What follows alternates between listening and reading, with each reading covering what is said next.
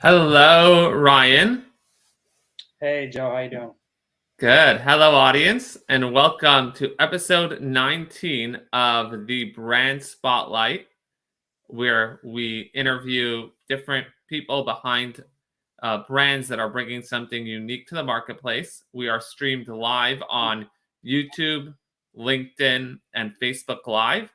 Thank you so much. We'll get into the giveaway in a minute, but as we sometimes have a giveaway for anybody who comments on the live, we're doing that today too. We'll get into that and we'll read them on the screen. So that's so much fun. This audio is then repurposed as an audio podcast on Apple Podcasts, Google Podcasts, Spotify, etc. So we'll dive right in a minute. Before that, I just want to talk about the sponsor. That's the agency I've been building up over the last several years. Brands Connect. That's brands with a Z, and we focus on crafting boutique and custom marketing campaigns that align with people's brands.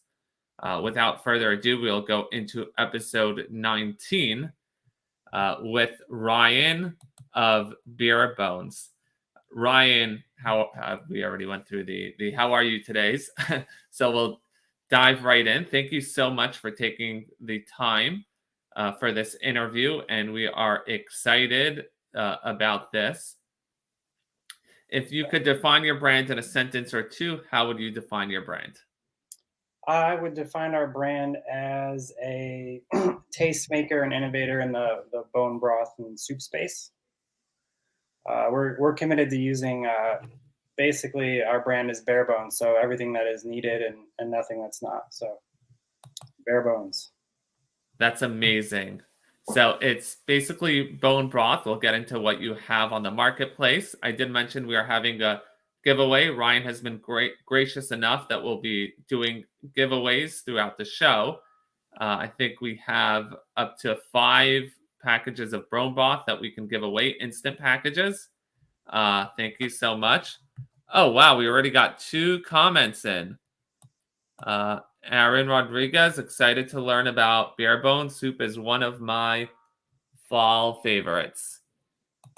And Lana, hey, thank you so much, Lana. Thank you for that. So far we have 2 comments in, and as we go, we'll post the comments, and then at the end we'll select the winners for the giveaway.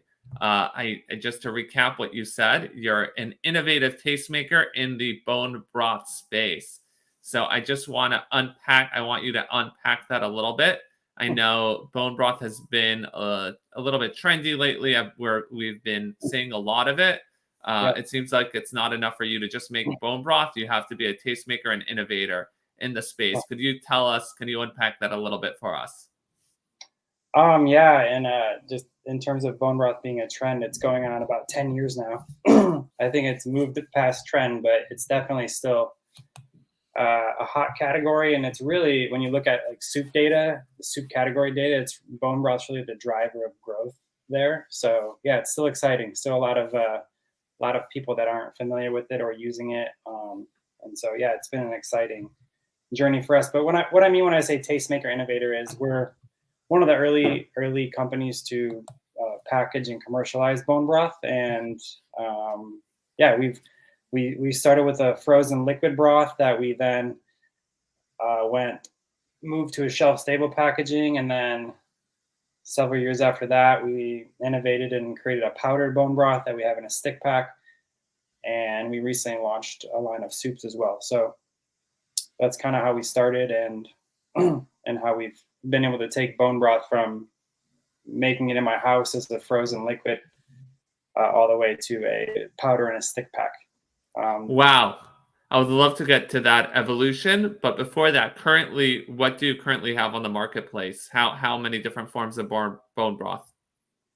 Yeah, so we have a shelf stable, ready to eat liquid bone broth, and then we have an instant powdered bone broth comes in a stick pack. We have in our liquid line we have organic chicken, grass-fed beef. We have low sodium versions of those, and then we have an organic turkey bone broth that's seasonal, and a rosemary lemon bone broth that is available in retail or online channels as well. And then for our instant bone broth, we have 6 different flavors: beef, chicken, lemon, ginger, ramen, Thai coconut, and what's the other one?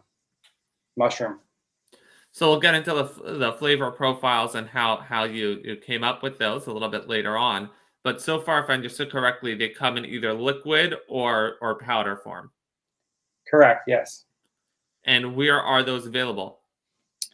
They're available in just about every channel in retail, Whole Foods nationwide. Our instant broths available in some regions of Costco, as well as many other natural retailers. And online, you can find us at Thrive Market, Amazon, our website, barebonesbroth.com. And you did prepare a coupon code for the website for all our listeners. Yeah. Yeah, that was, I think it was Spotlight 20 for Spotlight. 20%. Perfect. Spotlight 20, that was 20% off, I assume. Yep. Yeah, perfect. Thank you so much for that.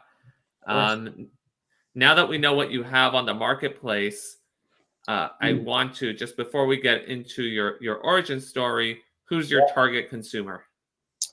Our target consumer originally was your sort of like 20 to 40-year-old millennials, health conscious millennials, but really it's grown beyond that. So anybody looking for, our customers range anywhere from early 20s to 70s.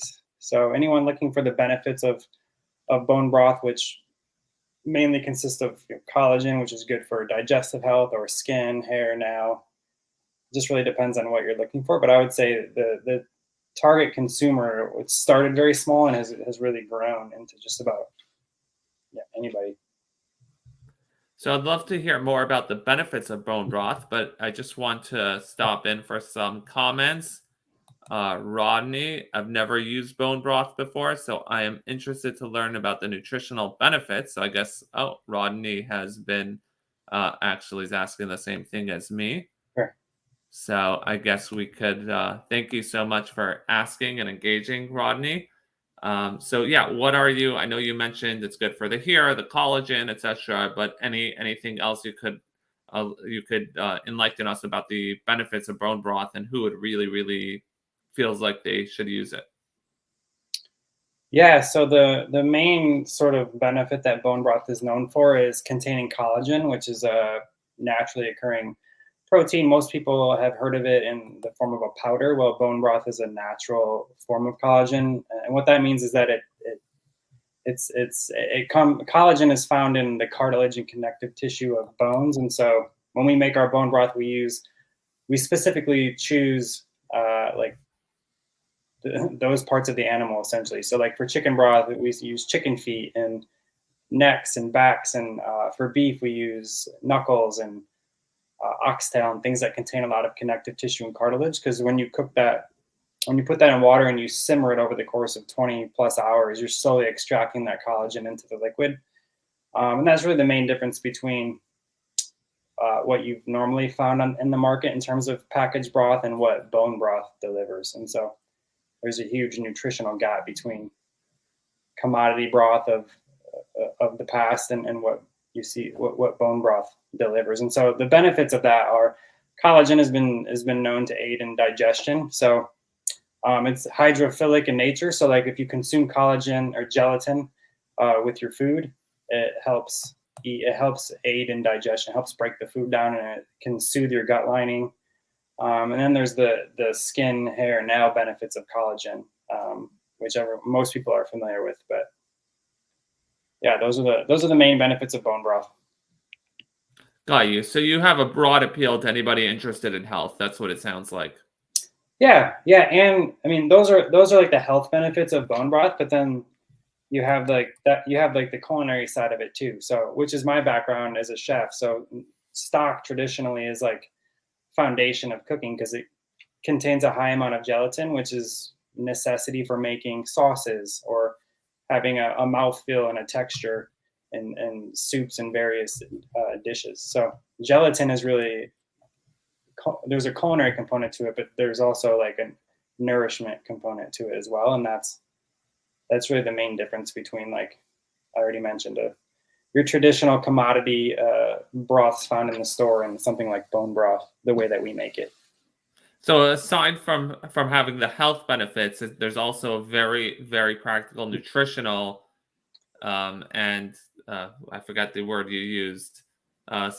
Basically, it satisfies. It's a good cooking material for someone who wants to feel good about their meals. Correct. Yeah, it's just a way to get the most out of your food. So if you when stock, I use the word stock because that's essentially what bone broth is. It's properly made stock. It's stock. It's the way you make it in the restaurant or the way you learn to make it in culinary school, where you're taking the time um, to use the right ingredients and to cook them properly using the proper technique, which results in a very nourishing liquid, like full of flavor and nutrients. Whereas just regular broth or stock, the way that it's been made historically in the packaged food space, it's made very rapidly, and it's made as cheaply as possible. And so that's why if you pick up most broth or stock in the grocery store, you're going to see it contains virtually no protein. It's high in sodium. There's probably ingredients in there like cane sugar or really high in sodium because you have to try to create flavor on the back end versus creating it over the course of like 15, 20 hours of slow simmering ingredients together to build flavor. And so yeah, it's one of those things like it's it stock like bone broth is easy to make. It just takes a lot of time, and when you're gonna do that and then package it up, it's expensive. So it sounds like your what your specialty is you're actually taking the time to do the slow cooking process so that you could have a more nutritious bone broth and nourishing bone broth. Correct. Yeah, that's the main difference. Is yeah, essentially the time ingredients time. Time is really the main trick. Wow, fascinating. I would have never thought that time creates such a difference. Yeah, yeah, because you can. I mean, you could like traditional stocks. You can rapidly boil. And actually, in stock making, boiling is sort of frowned upon. But you can rapidly boil, bones in water and get something that has like chicken flavor. But like you're going to miss out on the time required to sort of pull all that collagen and gelatin into the broth, and that's the main difference. But those are like the nourishing components of broth when it's properly done, which you can do at home, and it's a lot cheaper. Cool. So I assume that you could do that at home. However, you do have it in the market. So it sounds like Yeah. there is a marketplace. Is there anything that's different when I buy it from you versus doing it at home? Um, our liquid broth, not really. I mean, I always say it's like second best only to homemade. And some people don't want to make it at home, don't have the time. And so ours is essentially homemade, the way that you would make it at home, the way that I would make it at home or teach anybody to make it at home. We just packaged it up and made it shelf stable so you can buy it whenever, wherever you need it, and have it in your pantry. And it's not frozen. You don't have to unthaw it. Like I mentioned early on, we started frozen, so our broth originally was frozen, and we had a hard time taking it to market in the freezer. So we yeah, just find a way to package it up and make it shelf stable without sacrificing the integrity of the product. Cool. So I'm going to ask in a bit about the difference between the two different products, being liquid and the instant powdered version. But before that, we have a question come in from Oh yeah, Lana. Why bone broths I got in stores are not gelatinous in texture? gelatinous. Yeah, yeah. That's actually a great question. And that's actually one of the like our main competitive advantage, although it's not widely understood. It's kind of esoteric. Like broth gelling isn't super. People see this at home when they like slow cook pork or something, say in the instant pot, and then you put it in the freezer and you take it out, and there's like some looks like Jello or jelly in there. That's actually gelatin. That is collagen. Um, and so why most broths are not gelatinous in stores because they don't contain a high enough amount of collagen to congeal when cold. And so that's one of the things we pride ourselves on is our liquid bone broth is the only shelf stable broth that gels when cold. If you put our broths in the fridge right off the shelf, they will gel, which is really the only tangible sign of like a high quality bone broth. There's nothing regulating using the term bone broth, and so what you've seen, and you see this with a lot of trends, is that a lot of companies, have bone broth products, but are they really bone broth? In the sense that they contain the collagen and the gelatin. Like maybe they've been able to cram 10 grams of protein in there, but not all protein is the same. And so we like to pride ourselves on that. But to answer your question, that's why most broths, even bone broths, don't gel. The ones you buy at the store, because they don't. They're made with like combining paste and water, and they are able to cram the 10 grams of protein in there, which seems to be the sort of market standard for bone broth, but it's not really bone broth. It's not made. They're not making it. They're not like bringing in bones and vegetables and cooking it for 20 hours and straining that and packaging it. They're like buying a chicken base or a beef base and then adding another base and then hitting the 10 gram of protein target, but they're not. It's very convoluted. Even me trying to explain it, it's like, so you can imagine how the end consumer feels when they're standing there confronted with like 15 bone broth choices. One of them is $5 and one of them, like ours, is $10. So how do you justify spending more when you don't really know what the difference is? Well, Lana has a follow-up question. Is bare bone broth I can't pronounce it, gelatinous? Gelatinous, yeah. I think I mentioned this, but ours is the only, to my knowledge, the only shelf-stable bone broth that is gelatinous when it's cold. And again, it will only gel when it's cold, so that's the real test. When you could buy 10 different bone broths, put them all in the fridge overnight. If they don't gel up, then they don't really contain an effective amount of collagen or gelatin. So really, when you're buying bone broth, that's one of the ways you can tell. It puts a lot of work on the consumer, but if you like to be educated about these things, that's one way to tell whether or not you're getting a high quality bone broth. And is this both the instant powdered and the liquid? It's not, and the reason for that is we do have an instant broth. It won't gel up when it's cold, and the reason for that is because while we do make a bone broth, we then hydrolyze it and agglomerate it, which basically breaks up the protein particles, so that way it will be instantized in water. And so because of that, it won't gel when it's cold, but it still does contain collagen. The same potency? It does contain about the same amount of collagen per serving, but it will, because I think the and I don't actually know this, but in terms of the collagen, like the nutritional analysis of it contains the same amount of collagen. Whether or not it is providing the exact same benefit when you consume it, I'm not sure. But we have a large number of customers that use it and anecdotally receive the same benefit as a liquid bone broth. So then, like as I mentioned before, what is the difference between the two forms that you sell it in? Both the liquid and the powdered. I know we spent a lot of time just explaining why yours is a far superior in the marketplace of the general broths out there, but now you come in two forms. What are those two differences? Yeah. I would say the main difference is, well, a couple main differences. One's liquid, ready to go. One's powder, you got to add it to water. The other main differences are liquid broths are premium, like the best ingredients. I mean, they're certified organic, non-GMO project verified.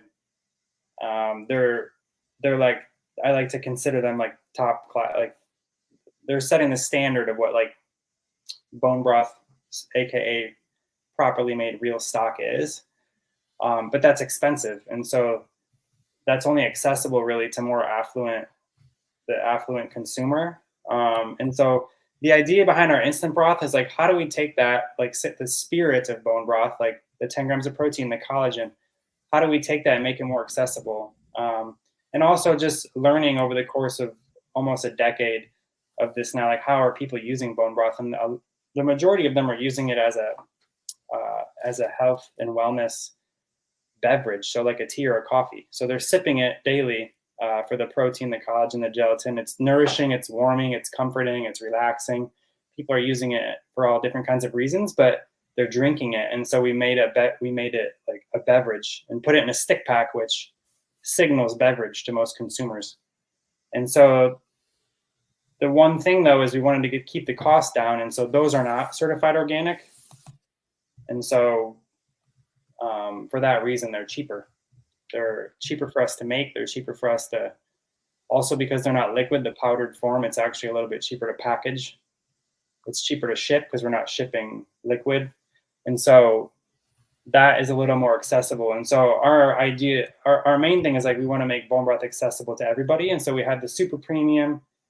This sets the bar of what bone broth in its most classic form is.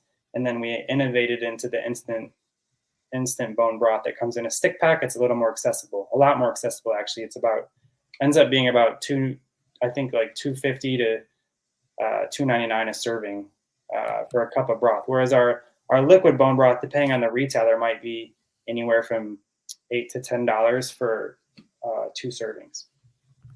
Wow, that was very, very comprehensive about your bone broth, what you're uniquely bringing to the marketplace, and the 2 forms. I just want to shout out some comments before we get to the next segment. And if you're new watching us, as we mentioned before, Ryan will pick out, or together we'll pick out 5 commenters to give out packages of the instant bone broth. Thank you so much. On another end, also, you could order the bone broth on the website with, I believe it's coupon code Spotlight20 for 20% discount. Aaron with a comment, yes, I've drank it as tea before. Thank you so much. And Lana, thank you for your answers. Excited to try Bare Bones Broth. I'm sure Ryan's excited that you'll be trying it. Yes, I'm very excited. In fact, it looks like you'll be one of the 5 commenters to win some free broth. So, right. Nice. Okay. So, anyways, back to the next segment. I want to go to your origin story. Yeah. When did you launch this as a company, meaning selling bone broth? When did you bring it to market in terms of people actually buying it from you? I probably made my first sale in maybe 2013, late 2013, early 2014. And yeah, so the origin story is at the time. Well, I'll back this way up. So, because I think it's important for how I ended up trying to make more nutritious broth. When I was 18, my dad passed away of a heart attack. There was like sort of no warning signs. It just kind of happened. And I was 18. It's a very sort of informative, is that the right word? It was just a time of life where it was a big deal. I was 18. I was going to, head off into the world. And that was sort of scary to me. And what I mean by that is just in terms of thinking about health and nutrition and what that means for longevity, being faced with, I guess, mortality at such a young age, and it hit kind of close to home to me. So that sort of was the beginning of my story in terms of like being interested in health and nutrition and food and cooking. And so I was in the military. During the military, I got really into fitness, which eventually led me into being really interested in nutrition. After the military, I went to school. I studied business. Then I went to culinary school because I've always been passionate about cooking, so I wanted to cook.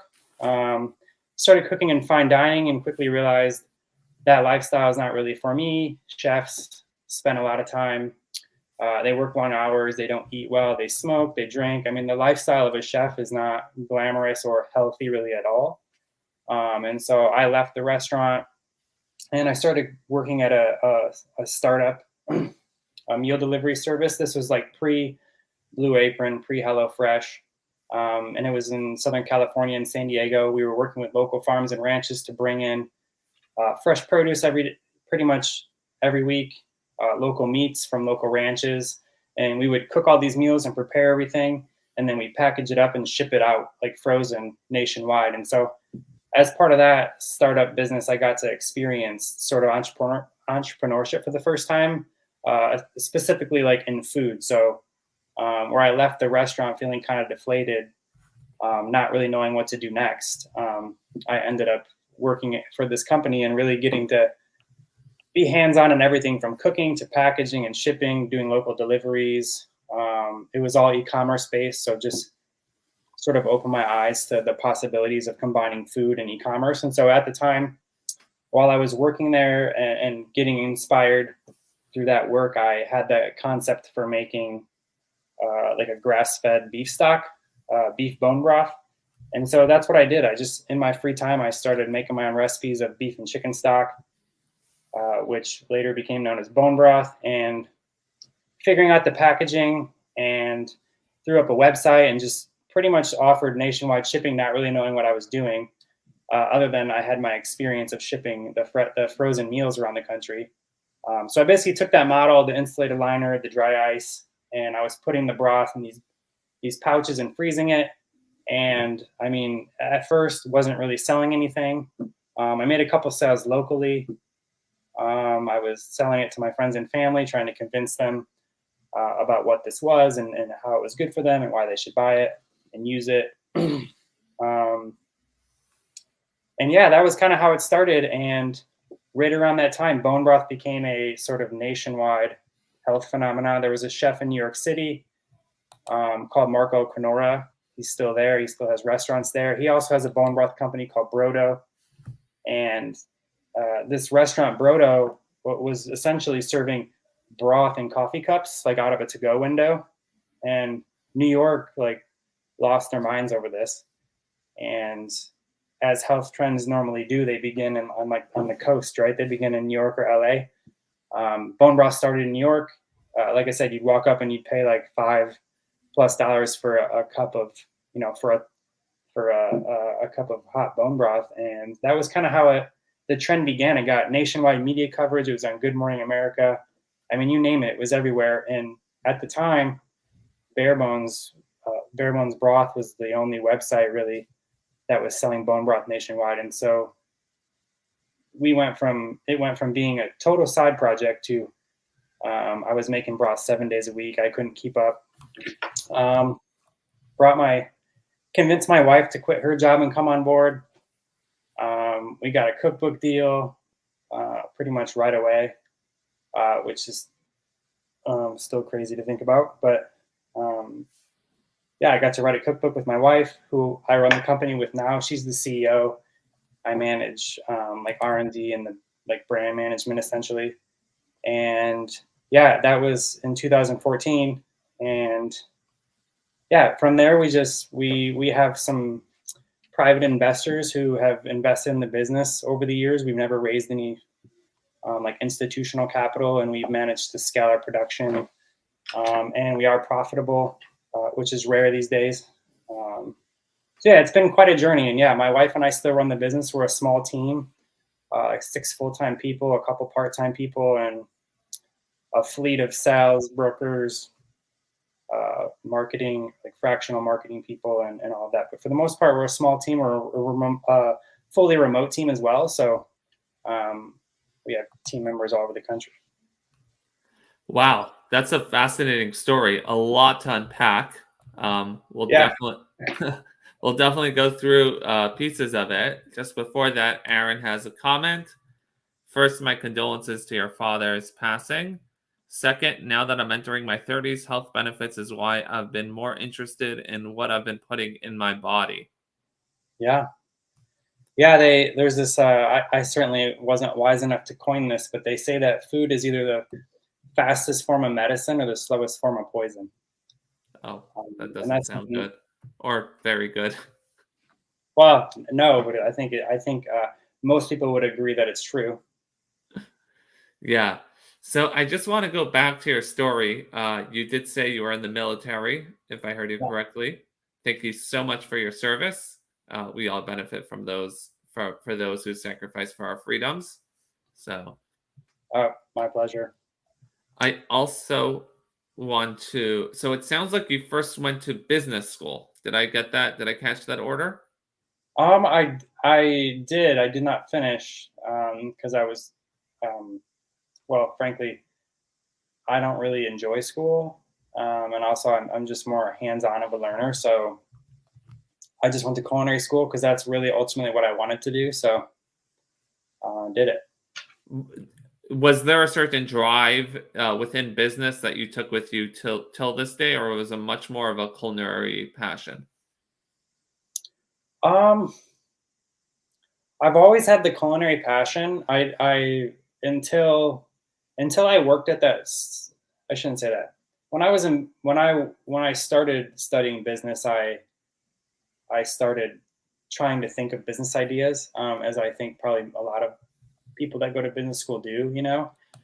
Um, Nothing I was really passionate about. Just I'm creative in nature and I enjoy problem solving naturally, and so I'll spend a lot of time. I mean, I can just spend time at a whiteboard, just like aimlessly coming up with ideas for things. So I was doing a lot of that, but it wasn't really until I had culinary school behind me, had worked in a restaurant, and learned a ton. So really kind of earned my culinary chops, I guess, if you will.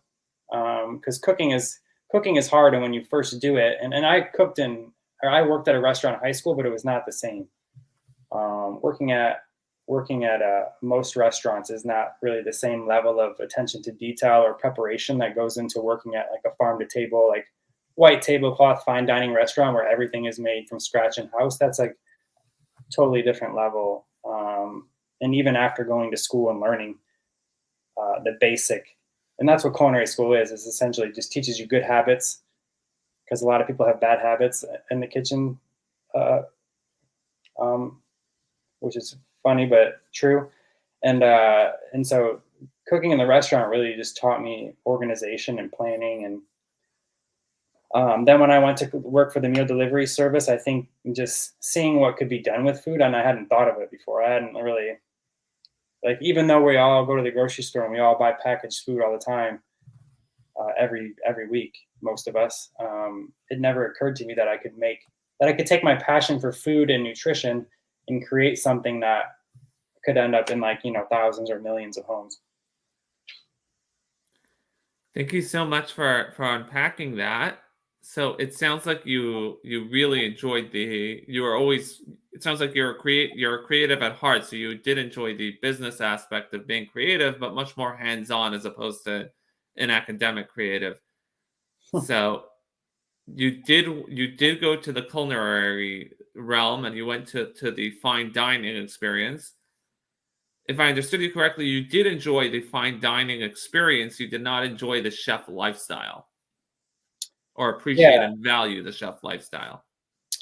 Yeah, I mean, I loved, I mean, the thing too about fine dining is, generally speaking, they're like small kitchens, small teams. I mean, you might have five guys. One of them is going to be the executive chef, who is really the main driver of like the culture and creativity. And I really enjoyed just coming in every day, and there'd be a new special or there'd be something they'd be working on, and I just got to learn so much about cooking and different techniques and flavor. And I really love that, and I really, frankly, miss that. But just the lifestyle, yeah. The I don't mind hard work, and that's not what I mean by lifestyle. I just mean, um, and let me back up just a second. At this time of my life, too, I had just met my wife. At the time, wasn't my wife, but um, so that was a lot harder than I anticipated. Working opposite schedules, she'd work normal hours. I go to work when she's getting off, and I don't go home till midnight. So, and then you never really have a weekend, and a lot of times your weekend days might not even line up, so you might not even have 2 days consecutive off. So that lifestyle just started to wear on me, and I just realized very quickly that's not.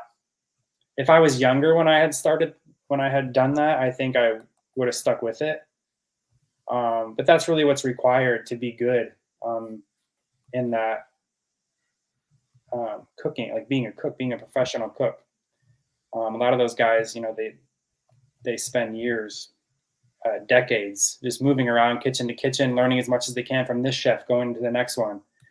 And that's really exciting and cool. But yeah, I just at that stage of my life, I wanted to get married and have a family, and it's the same reason I left the military. I knew I wanted a family, and I saw way too many guys miss the birth of their kids, and I knew that I didn't want that, and so that was an easy decision for me to get out when I was done. Got you. I do want to go into your next journey with the meal prep company. Before that, I just want to remind everyone who's just tuned in. We are in episode 19 of the Brand Spotlight. We are talking to Ryan of Bare Bones, bone broth company. We are doing a giveaway. We will be giving away to select commenters some packages of bone broth from Bare Bones. So make sure if you're tuning in now to post a comment. Now let's get on with the interview. I just want to learn more about how you got involved with the meal prep. Was it just a fluke, or you were looking for that? This was before meal preps were popular. Yeah, so I wasn't looking for it. In fact, when I quit when I stopped cooking, I actually went back to school for a semester, just to sort of do something while I figured out what was next. During that time, I met somebody. I met this guy, Pete. The company's actually called Pete's Paleo. It still exists to this day. You can check them out, petespaleo.com. And I met Pete, and Pete was just getting started. It was a very scrappy startup mode. They were working in commercial kitchen, which, if you don't know what that is, it's a kitchen space that you can rent. Most cities have some version of this. You basically are just renting kitchen time. So, but it can allow you to create products. Like, for example, if you wanted to make a product and sell it at the farmer's market, you wouldn't be allowed in most cases to make it in your house. You'd have to make it in a commercial kitchen. And so that's where he got started with this meal delivery company. And I had just met him, and he had a similar journey to me, except he experienced his own health complications while cooking. And he eventually got into CrossFit and discovered paleo, and they did this like paleo meal challenge, and him with a chef background was like cooking food and bringing it in, and everyone, was like, hey, I'll pay you to do that. And so that's kind of how that business started for him. And so I met him, I don't know how many years he was into this, maybe 1 to 2. Within his first couple years is when I met him, and I guess I reminded him of himself, and so he offered me like an opportunity to come in and cook. And to be perfectly clear, like, this is not glamorous cooking at all. This is like batch cooking, cleaning and cooking 10 boxes of kale, peeling and cooking 10 boxes of potatoes, like bulk cooking, which is not exciting, but it was because I really believed in what he was doing and appreciated it, and I got to be part of every sort of element of the business. And so that's how I discovered it. And so I started there just working like 1 day a week, 1 or 2 days a week, in between my school schedule. And then after that first semester, I just decided, I just told them, I don't like school, as I already mentioned earlier. And so I'd rather just come cook for you full time. And that's what I did. Wow. And then when I had my bone broth idea, I pitched it to Pete, and he told me it's a great idea and that I should just get started. And so that's what I did. And he supported me. He let me use their kitchen. And yeah, I worked for Pete and did my thing on the side. And then eventually my thing kind of took off and took over. And I kind of transitioned myself out of that into the broth thing, but I was still working out of his kitchen. And so I did that as long as I possibly could until I felt like we were kind of impeding on his operation. And then I had to find my own kitchen. Wow, it's amazing that even though you worked for him, he still gave you full support to go on your own and encouraged you. Yeah. I owe a lot to him, and I'm super grateful for that. I mean, it was transformational. I didn't realize when I started working there that it was going to be that thing for me, to give me like confidence and inspire me, but it really did. Wow. We have another comment from Aaron again. Thanks for your service, and I think it's really admirable that you listened to your needs and closed a chapter when it needed to close. Yeah, well, thank you. I would say if I had like a gift, not that that gift is anything but like self-serving really, but like I've always been good at doing that. Like if I don't want to do something, I just move on. I don't feel obligated to stick around. I don't feel obligated to, if I don't feel it, I'm a big feeler. So for me, it's all about how things make me feel or how I feel about something. And so I just go with my gut on a lot of stuff, even if it's scary. And I mean, it was definitely scary. I've told this story a lot over the years, and you know, I inspire myself when I tell it. But there's also a lot of time. There's also a lot of tears, and you know, selling my car in the early days to make rent, like a lot of really crappy things that came along with it. But yeah, I mean, I've also been great. I've also been blessed and grateful to have the support of my wife and co-founder, who you know continued to work a full-time job when I was you know trying to get this broth side hustle going, which at the time wasn't much of anything, and to a lot of people on the outside, probably wondered what I was doing. But she never once wasn't supportive. That's amazing. That's really amazing that you are able to get that support. My question to you is, in the beginning, it sounds like, what you told me before is you had to like literally beg families and friends to, look at it. It's something real. It's not Yeah. just a little gig. How did you have the confidence? How did you know it would be something real? Or did you not know and you were just trying as much as you could? Uh, I mean, I didn't know it was going to be what it is. I mean, absolutely not. I knew that it would be. I just believed in it, and I think when you meet someone that's doing something, they believe in it and they're passionate about it, and that was me. You know, I had just read about. I had read up on bone broth and collagen and gelatin, and so I sort of believed in the benefits of it. Plus, I really at the time was and still believe in this, but like really into like the farm to table movement and you know knowing where ingredients come from and knowing you know going all the way back to the animals. Like we're so disconnected from our food nowadays. Like you can walk in the store and buy individually wrapped chicken breast. You never have to like confront the fact that came from an animal, and you never have to confront the fact of like how those animals were raised. And I think that's come a long way in the last 10 years, but of course, you know, can always be better. I don't really think it's going to be really hard to backpedal um, on where we are with food and the manufacturing of food. And so, unfortunately, what you're going to see a lot of is like greenwashing and marketing that makes you feel good. Because it's going to be really hard to go back and like get rid of animal feedlots because they're just so prolific, and it's so much of our supply chain. So anyway, I'm getting in the weeds here, but that was really important to me, and so I think that my I've always been like passionate about that, and so I think that really comes through. So I could really sell you on bone broth just by talking about the sourcing and the care and the difference between that and what you're used to. And so it's like if I'm standing in front of you and I'm telling you about this, and then I hand you a cup of broth and you sip it, and it's like that is really powerful. And even to this day, like bone broth is one of those things like I still tell people about it that haven't really heard of it or don't know what it is, and they kind of like gross out, like, oh, like what's that? And then I'm like, oh, like stock. And they're like, oh, okay. Okay, now we go on to the next thing. Like, oh, here's the difference between like bone broth and stock. Oh, okay. And what do you do with it? Oh, well, like you could cook with it, like you do stock, like you already know how to do that, but you could drink it like tea or coffee. You could skip that afternoon cup of coffee, caffeine that you really don't need. That's not good for you. And just, you know, get some straight up collagen protein. And who doesn't like, for most people, they enjoy soups and they enjoy broths and they enjoy that warm chicken noodle soup. Or when they get sick, they're like, oh, I need broth. And it's like, that's kind of representative of the mentality of a lot of people, unfortunately, is like being reactive.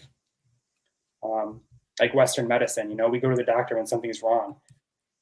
until something's really wrong, we're not thinking about it. And so the beautiful thing about broth is like it's real nourishing, but it's also just broth. You can cook with it. You can put it into your diet, into your family's diet on a regular basis, and in a way, it's preventative. Wow. Just gonna read some comments. For some reason, the name's not coming through with the software. It happens sometimes. So it's a comment from a LinkedIn. We'll see on LinkedIn Yeah, when we finish who it is. I'd love to try this. And collagen. Yeah, so thank you so much for the comments. As we mentioned earlier, if you comment, you get a chance to win. We'll pick out some people at the end. I do want to go back into the story. So you believed in bone broth, both in its health, wellness, and also its nourishing value. It sounds like you came from the premium space, both in terms of fine dining and then in terms of your friend Pete, who you worked for. He also created a very, very quality experience with delivering meals. yeah. Again, so you believe that people should use bone broth. Did you believe that it was a sustainable business? Um, uh, Honestly, like when I was getting started, I didn't really think about that at all. And I'll just say this: I think a lot of businesses wouldn't get started if it wasn't for like naive, overzealous founders. Um, you can, and I had learned a lot about like the financial side of food in culinary school. There's probably one of like the cooking part was fun, but like the food, the money side of like food, specifically in a restaurant business, is really hard. A lot of restaurants, as most people know, don't succeed. The margins are like razor thin, and so you have to really understand like your food costs, and that's where a lot of restaurants fail. And so the school I went to had an entire like portion of the program was dedicated to that, and so I actually felt really confident when I started, just using what I learned, the models, pricing models and things that I learned to sort of figure out the cost of doing this. And so like I knew the product would be expensive. I didn't know if people would buy into it. Like when I first started, before I even had a product, I went, and this is probably illegal, but like standing outside soliciting Whole Foods customers, with like a brief survey on like, do you know what bone broth is? Like, would you buy it? Would you pay this for it? Just trying to get a little bit of an understanding. Now at the time, remember, bone broth didn't exist. So I was just trying to get an understanding of like, would this be something somebody would find value in? And it turns out like I can't even remember the results of those surveys, but it was enough to like sort of, and I probably would have like started anyway, but I think doing that, those little things helped. Just getting any amount of feedback I could sort of helped fuel the idea, or at least keep me going. And so I never imagined it would get as big as it is. Um, so yeah, I think when I first started, I remember thinking in my head like, oh, if I could make like $10,000 a month, which at the time sounded insane because I hadn't even like sold anything yet. But you kind of just do the basic math, like, well, if these are $10 a piece, and I sell 1,000 of them, that doesn't seem so unreasonable. Like that seems attainable. Um, and so yeah, that was how I got started. And in terms of like funding my growth, I basically used the same model that Pete's Paleo. I don't know if they still do this, but they did this. They would basically open up orders for the whole week, and then they would close it at like, let's say Sunday at midnight, and then your order would ship out on Wednesday for delivery Friday, or Thursday for Friday. So basically you spend a week taking orders, like getting people's money, and then you have like 2-3 days to scramble and to buy and make all the food. Like that's what I was doing. So I would, have this open order period. I'd, sell $200 in broth. Then I'd spend, at that point, it's like a day making and packaging and freezing broth. And then on Thursday, I'd ship it overnight for Friday delivery. That's kind of how I just, like I said, everything Pete was doing, I basically took that and used that same model for shipping broth. And it just so happened to work out. We have a comment in from Kate Fawson. 100% naive, overzealous founders change the world. Oh yeah. I mean, yeah. I think you need that, because if looking back, like I said, it's been we've had a lot of ups and downs. I mean, we've almost went out of business. Um, we've It's been hard, and anybody that's done it knows. But if you knew that going into it, you might not do it. And so I think it's like it's supposed to be that way. Cool. I want to talk about before. It sounds like Brodo had a big national success, got a lot of exposure, and that's what led to you because you were delivering it nationally. I would imagine at that point, if anybody searched into Google, you would be one of the only people to come up Right. for national delivery. But before Brodo, who were your customers? Was it like literally your family, friends, a little bit more than that, people interested? Yeah. Before Brodo, uh, yeah. I mean, we really kind of started right around the time. Uh, our website went live and everything around the time that was happening. So we weren't really doing this too far prior to Brodo, serving coffee cups of broth. And so I would just say the timing just happened to be. I mean, it was just perfect timing, you know. And so yeah, it's luck. I know. Like on How I Built This Guy, Roz always asks a question about luck, and I think anyone who says they weren't lucky is lying, because it's like the execution part too, right? You can get lucky. A lot of people get lucky all the time and with opportunities, and they don't execute on it, and just nothing materializes. So there's always some level of luck involved, and I certainly acknowledge that big time, because yeah, I had no idea that was going to happen. So that's luck. And how long were you doing it before Broda blew up? Oh, I don't know. Maybe, like I said, I think it was sort of simultaneous.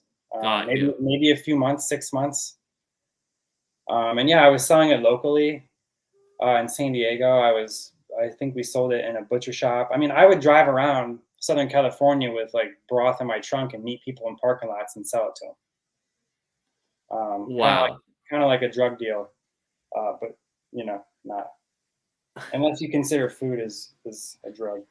Do you remember your early some of your earliest forms of marketing? Any specific things you did? Yeah, some of the first things I ever did were, at the time I was really into paleo. I still eat mostly sort of paleo focused diet, I would say, but at the time I was really, this was before kids and a business really, and so I had a lot more time in my hands. But I used to be really into paleo, and so there, there's tons of paleo blogs out there, and at the time I would just reach out and say like, hey, I got this, this bone broth like company, and I'd love to do like a guest post on your. This is before anybody was talking about bone broth really, and so my thought was like, if I can get in some of these audiences that I know would appreciate this, like a grass-fed beef bone broth, and I can get in front of these audiences um, and talk about broth, then that would be helpful. And so that's what I did. I reached out to paleo bloggers, and I guest wrote blog posts about bone broth and about how it's different, how it's made, the health benefits, even including like recipes and stuff, and then they would link back to our website. And yeah, for the first like year or so, like we never, like I said, bone broth wasn't really a thing, so we didn't spend a dollar on acquiring customers online. And nowadays, like right now, it's not even profitable to advertise to run digital ads for bone broth. It's just not even, except for Amazon. But like traditional like Facebook, Instagram, it's just not even, you can't even acquire customers really for a reasonable price. Yeah, that's what I've been hearing across the board, that the acquisition costs have become astronomical, except for really high profit margin items or items with a really high lifetime value where you have somebody funding that initial costs. It's really cost prohibitive. Yeah, I would agree. So how has your I do eventually want to go into your production journey and the really where the instant at what point you started the instant, but before that I'm curious how your marketing has evolved uh to current day. What are different things you've tried and what are you currently seeing? Well, we've tried just about everything. Um, yeah, we've I mean, currently our marketing is mostly in channel marketing. So, like for example, I mean, we spend a lot. We spend a good bit of money to market on Amazon because it's profitable. I mean, people go to Amazon with a high intent to purchase. Um, but otherwise, like performance marketing stuff online, we don't really do it because we haven't really seen a return that works for us. And we, like I said before, we don't. Um, uh, there was a trend in the last decade or so in food brands to raise lots of money and spend lots of money acquiring customers, and it can be done profitably, but we just haven't been able to figure it out. So we do a lot. We just spend a lot of that in channel. So running promotions or everyday low prices in retail, or paying for off shelf, so our products on end caps, or anything to help move. Uh, Anything to help increase our velocities in retail. That's where we've been spending um, marketing dollars. And So we it do sounds we do influencer marketing and what we consider, brand marketing or brand building, but stuff that's really hard to measure any kind of return. So we do have an influencer budget that we spend, and we do create organic content, and those types of things just to support the brand. cool. So it sounds like you focus really on where people have high intent to purchase, such as retail, getting the end cap, stuff like that, and Amazon in channel. You also do some for influencer marketing. It sounds like you do understand that is important for the brand awareness piece of it. Do you do demos or do you not do demos? It depends. No, we don't. Traditional retail, we don't do demos. We'll do demos in like Costco. Interesting. Why is that? Well, Costco business. We're like Costco business is incredible, and getting people to try the product really. And Costco's like a place of discovery, and so a lot of people go there.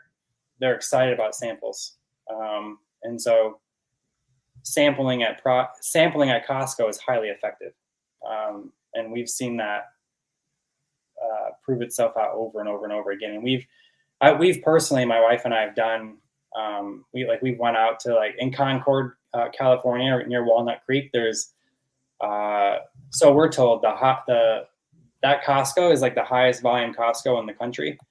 So we've done like a 3-day demo there, and the amount of traffic and people that come through is insane. And you're just getting to refine this like pitch over and over and over again. You only have a couple seconds to like grab someone's attention, and so it's really valuable for that piece, like figuring out what grabs people's attention in person, and getting to try the product. Because the most important thing, especially with I think bone broth, like I said earlier, is getting people to try it. Um, and if you can get them to try it while they're wrapping their mind around, while they're sitting there listening to you and pitch the product and wrap their mind around how they could like see themselves using this in their day-to-day life, that's like super powerful. So aside from it being actually like a profitable way to market the product, um, it's really good at like educating and getting feedback. Wow, that thank you so much. That I never knew that Costco is a big discovery channel for people with intent to purchase. So that's a gem for anybody who has products they're bringing to the marketplace. Well, yeah, Uh, this is a fun fact. We actually developed our instant broth with Costco. It wouldn't exist if we wouldn't have launched it in Costco. I guess that leads us to the next segment. At what point did you go from bringing your liquid broth to the marketplace or let's start earlier. At what point did you shut down the frozen broth and change it to liquid? Yeah, that was I think 2018. Um, and yeah, I mean that's pretty much that move right there was that when I mentioned earlier, we almost went out of business. That was like that transition, like almost did it because we basically were starting over. We had gained some distribution, frozen, but of course, like velocities weren't super great at all because who's going to the freezer to buy broth? Unless people already know that it's there. And there are frozen broth brands now in the market, but I can tell you, velocities aren't as strong in that being merchandised there as they are like as being merchandised in the broth soup aisle where people naturally know to go to find the product. So that was kind of hard for us, just I think philosophically to sort of get past that. But I think that's one of our strengths is just being able to pivot when we need to, and finding ways to do it where you don't sacrifice your values and what you're trying to accomplish. And I think for us, like when we first started being frozen, my background being, farm to table chef, it was very important to me to not sacrifice the integrity of the product, but like you kind of have to figure out like how do you maintain the integrity and the spirit of what you're trying to do, but also like you need to have a business that is scalable. You need to have a business that's profitable, and you need to like be able to sell products. So if no one's buying it, you got to ask yourself why, and then try to figure out how to move forward. So it sounds like the problem with the frozen was really that the freezer is a much smaller discovery channel as opposed to people looking to buy soup. They go to or bone broth, but let's say earlier when people didn't know what it is, they see it in the shelf and they choose to buy it. Yeah, most people, and I'm sure you would agree. Like, you never walked into your grocery store like with broth on your list and went to the freezer. And so, yeah, there are things like where customers can be conditioned. It's just I don't think it was going to happen fast enough. And even to this day, I would argue. Yeah, it was a hard move to make, and it almost didn't work, but it worked. Now, there's a reason why you started with frozen. I assume frozen has a longer shelf life. Am I correct about that? No, not really. I think shelf stable broth can be 2-year shelf life. Frozen, I don't know what. I don't think we ever had more than a 2-year shelf life anyway. So I wouldn't say that move had anything to do with shelf life. It was more of a, like, first of all, it's cheaper to be shelf stable. It is more accessible. It's easier to ship. It's less expensive to ship. It's easier to find in the store. It's just kind of an all around positive move for the business and the consumer. So why did you have it originally as frozen? Was it easier to Oh, produce yeah. frozen? Sorry. So originally it was frozen because at the time when I started this business, I was making broth in my house. Even before I moved into the commercial kitchen, I was actually making it in my house and packaging it in my house. And so there was no way to make it not shelf stable, or I'm sorry, there was no way for it to not be frozen. So in order to be frozen, in order to be shelf stable, you have to either build out your own manufacturing facility and have the equipment to make it shelf stable, which is millions of dollars, or you can find a co-packer, which is still expensive because they're going to have a minimum order quantity of, say, 10,000 units. And like when you're just getting started, how do you spend 30, 40 grand to on your first run of your product, unless you have existing capital already, which I did not. This was just like a side project for me. Got you. So you have to wait until you thought you were able to sell that amount and fund that amount. So at the time when I started, it was frozen purely out of just like necessity. Really, there was no way for it to be shelf stable. And at the time, like I said, this is a side project, so I didn't come into this with the idea of like I didn't have a business. I didn't really have like a business plan for this, and so wasn't even fully aware of the options available for packaging it or co-packing it, or all of that stuff was like a foreign language to me, foreign. Everything about it was foreign. So I had absolutely no idea what I was doing. And so that's why it was frozen. Wow. And then it got to the point where it was like, so it blew up so fast and so big that there really wasn't, I mean, there's always hindsight, right? Like if I could go back to the beginning, we probably would have went shelf stable sooner. But I mean, it is what it is. Got you. So as soon as you're able to, you went shelf, and you already had stores at that time. Correct. Yeah, just a reminder to our audience, we have some comments in. We could still give out a few more bone broths to people. If you comment, whether it's Facebook, LinkedIn, or YouTube, all the comments come to us, and you have a chance. We'll be selecting commenters to give bone broth. We are with Ryan of Bare Bones, a bone broth company. Now I want to get into how you developed. You did allude to you developed it with Costco. At what point did you realize there's a need for instant packages? I would never even think that bone broth could come like that.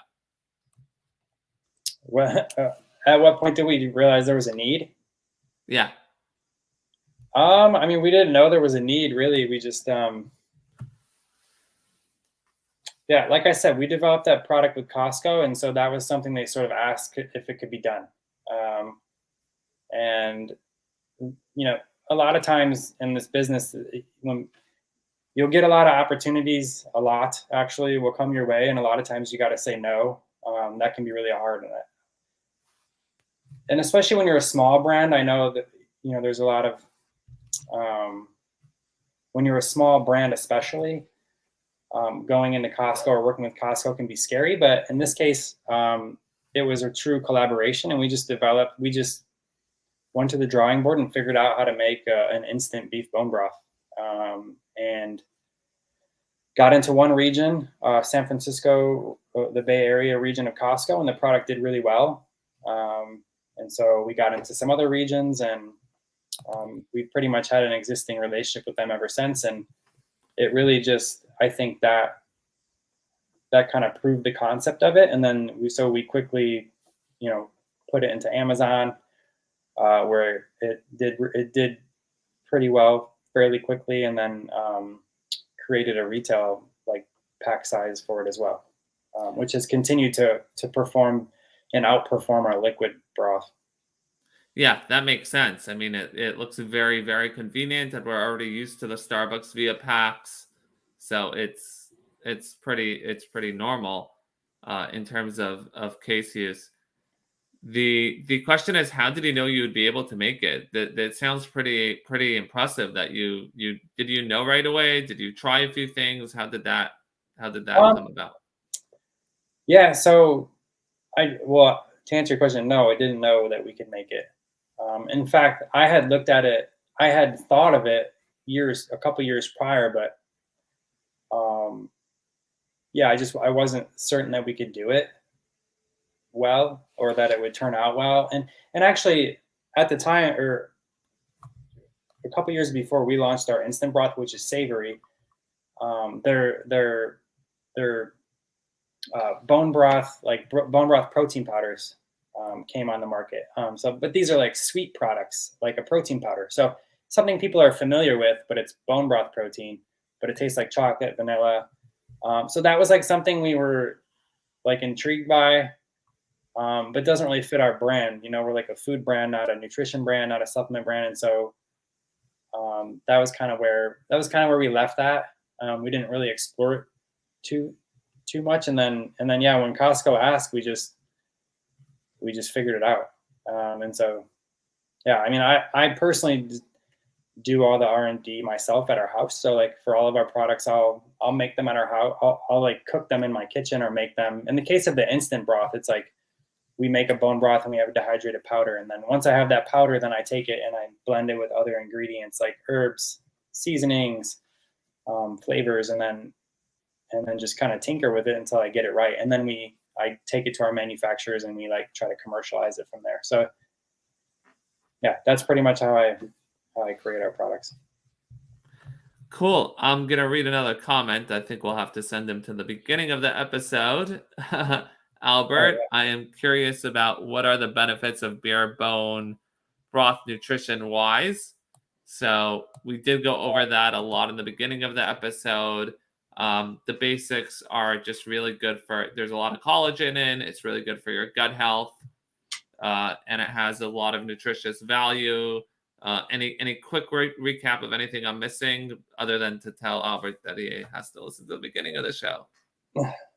No, I mean you nailed it. Yeah, it's the protein, collagen, gelatin.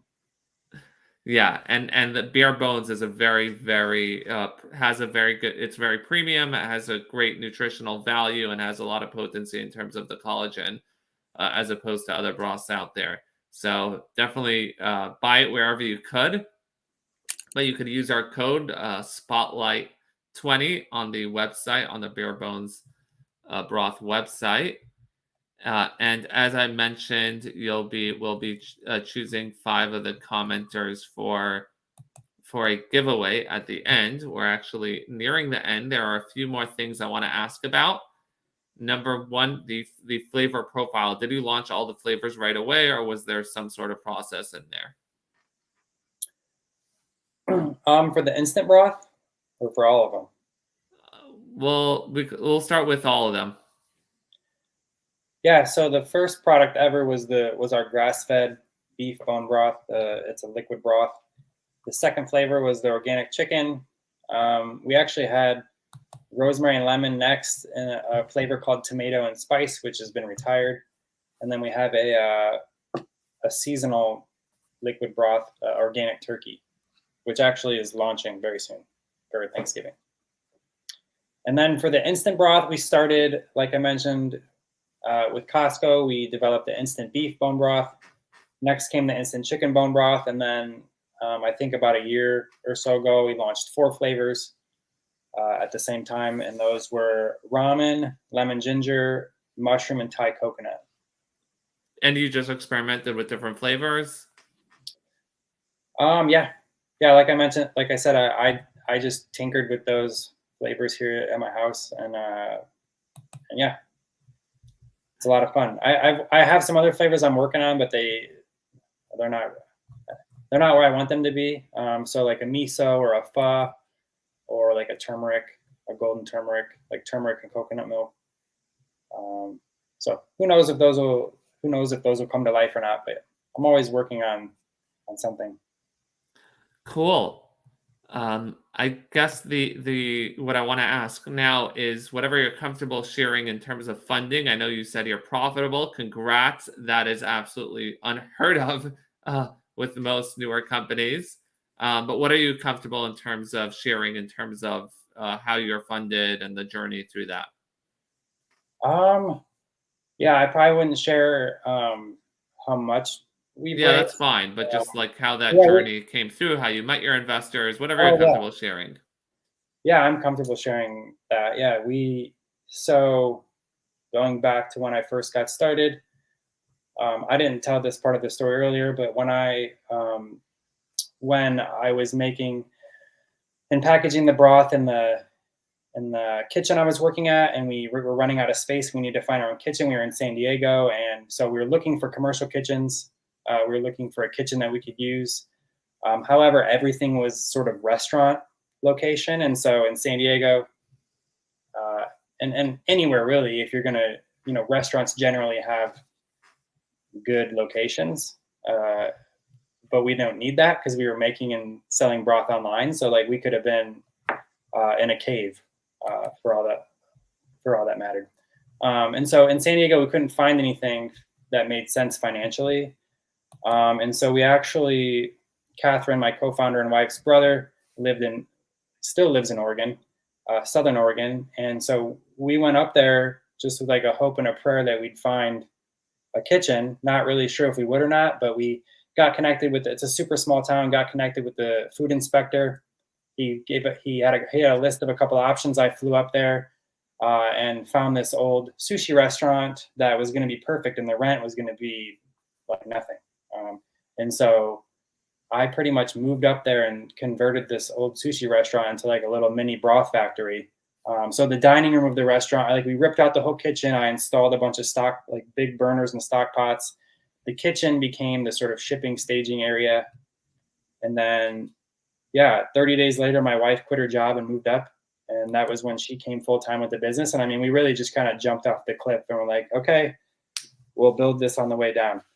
And that was pretty much how that got started. And I forget what your original question was. Yeah, I just wanted to know whatever you're comfortable sharing in terms of funding. So it sounds like you've Okay, got your investor story. Yeah, so that actually is. So I felt like you needed that for context because we were in Oregon when we raised our first round of funding, and so we were in Oregon, and shortly after we got there, we just got an email from somebody that's like, hey, we're interested in it's an interesting space. What you're building is interesting. Blah blah blah. And sort of just seems like one of those automated emails at first. But we looked into it. We replied. We ended up flying down to LA and meeting this small group of family. It's just their own family money. And so that person came on. That person invested in Bare Bones in 2016.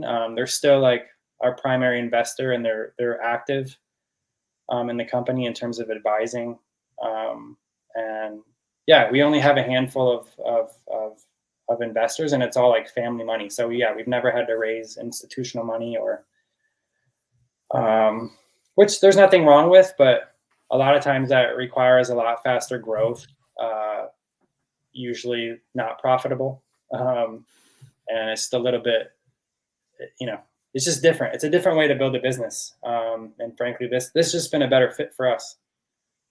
Got you. And it sounds like it came to you. You weren't even necessarily looking for it. I'm sure you'd be you were happy with it, but well, as with everything else, like I said in the beginning, you don't really know what you're doing. Even a lot of days still, it's what are we doing? But we certainly weren't looking for it. Didn't expect it. Didn't even realize that was a thing. We were just making broth. Yeah. That's amazing. Just before I ask you the last question, I want to first ask you if there's anything we missed that you'd like to share with the audience. I don't know. I don't think so. No, we went through it. We did a pretty thorough job. One more comment, Aaron, miso would be delicious. So I just want to do the giveaway. Let's see how many comments we have. We have one from Aaron, one from Lana, Rodney.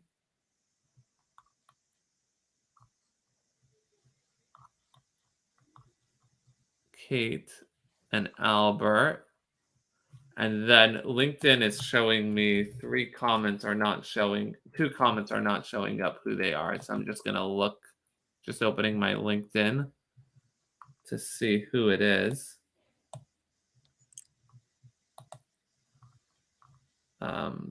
Let me see. Oh, here it comes up. Oh, those are 2 from Jess. So it looks like we have, I think, 6 commenters in total. That's the same person. Are you able to see the comments? Me, yeah, I can see them. Yeah, so if you just want to pick 5 either on ear or after. Okay. I think we have 6. If anybody quickly comments, now's your chance to be entered in. You want to do it now or after? I can do it now. That's fine. I would say Aaron, Lana, if I'm pronouncing that correctly. Aaron, Lana, Rodney, and Kate. Kate, so that's 4 so far. And Albert. Kate and Albert. Awesome. Oh, my own favorite flavor is it's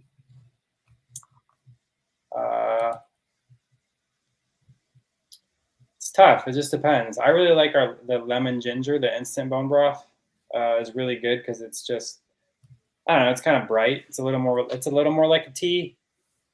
So Ryan's just somebody just posted this is for the audio listeners. Albert just posted, what's your own favorite flavor? That's what Ryan's addressing.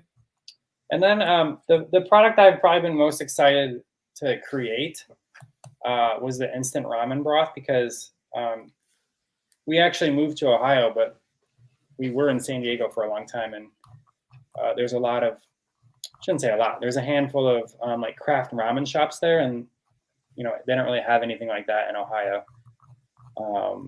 But craft ramen to me is just incredible. I mean, ramen in general, I love the sort of like creativity behind ramen, and I love that ramen. There's no rules in ramen really, and so making that product to me was fun because I was trying to capture the sort of flavor and spirit of like craft ramen from a ramen shop in that product, but it's also like delivering the 10 grams of protein that bone broth is known for. And then it's like kind of juxtaposition against like instant ramen, which is like traditionally like notoriously like consumed by a large quantity of people, but like knowingly not good for you. And so I don't know. It was just a fun product to make, and you can buy the instant ramen and like throw that little flavor pack away and like use our instant ramen broth for like a better bowl of ramen, and I just kind of like that idea. Cool. Some people are really happy they won, Aaron and Kate. I just want to thank our audience, those who listen to live stream. We will be adding on the website for the brand spotlight a sign up, an email sign up, and text message sign up, so you can be aware of other live streams, especially when we have giveaways, as we're trying to do this more to build some more engagement for the show. Thank you so much to the audience. We are streamed live on YouTube, Facebook, and LinkedIn. This is episode 19 of the Brand Spotlight. We are streamed as an audio podcast on Apple Podcasts, Spotify, Google Podcasts, and your favorite podcast app. One more time, we'd like to thank Ryan of Bare Bones. He actually provided a special coupon code, Spotlight 20, for a 20% discount. This is episode 19 of the Brand Spotlight with Ryan of Bare Bones. Just for the last question, any parting words, and where can we find you? I'm not sure if I have any parting words. That's fine. You've shared enough. Yeah, you can find us on our website, barebonesbroth.com, Whole Foods nationwide, Amazon, Thrive Market, most other natural retailers. Perfect.